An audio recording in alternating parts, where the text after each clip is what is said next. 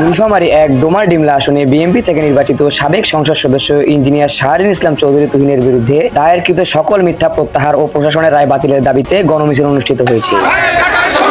রবিবার 25 আগস্ট বিকেলে ডোমার উপজেলাবাসীর ব্যানারে গণমিছিলটি শহরের বিভিন্ন প্রধান সড়ক প্রদক্ষিণ শেষে বাটার মোড় রুবেল চত্বরের প্রতিবাদ সভায় মিলিত হয়। এতে প্রধান অতিথি হিসেবে বক্তব্য রাখেন নীলফামারী জেলা বিএনপির ছাত্র বিষয়ক সম্পাদক ও জাতীয়তাবাদী ছাত্র দলের সাবেক কেন্দ্রীয় সদস্য মোহাম্মদ রায়হানুল হক প্রধান ইউসুফ। প্রধান অতিথির বক্তব্যে তিনি বলেন, তৎকালীন বিএনপি সরকারকে হটিয়ে এদেশে ষড়যন্ত্রের মাধ্যমে ক্ষমতাচ্যুত করা হয়।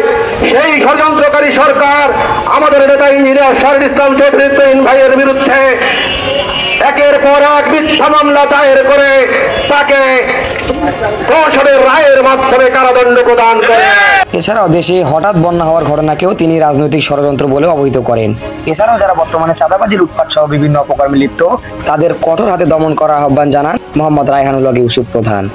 ডোমার উপজেলা জাতীয়তাবাদী ছাত্র দলের আহ্বায়ক মোহাম্মদ জাহিদুল ইসলামের সভাপতিত্বে এ সময় উপজেলা বিএনপির প্রচার সম্পাদক মোহাম্মদ মামুনুর রশিদ বসুনিয়া সজীব, উপজেলা জাতীয়তাবাদী ছাত্র দলের সিনিয়র যুগ্ম আহ্বায়ক মোহাম্মদ মাজিদুল ইসলাম, ডোমার পৌর জাতীয়তাবাদী ছাত্র দলের সদস্য সজীব রাসেল আহমেদ শওকত প্রমুখ সহ বিভিন্ন স্তরের নেতাকর্মীরা উপস্থিত ছিলেন। পরে ফেনী, নোয়াখালী, কুমিল্লা, লক্ষ্মীপুর, খাগড়াছড়ি সহ দেশের বিভিন্ন স্থানে বন্যা দুর্গত মানুষের মাঝে সহায়তা প্রদানের লক্ষ্যে নগদ অর্থ সংগ্রহ কার্যক্রম পালন করা হয়েছে।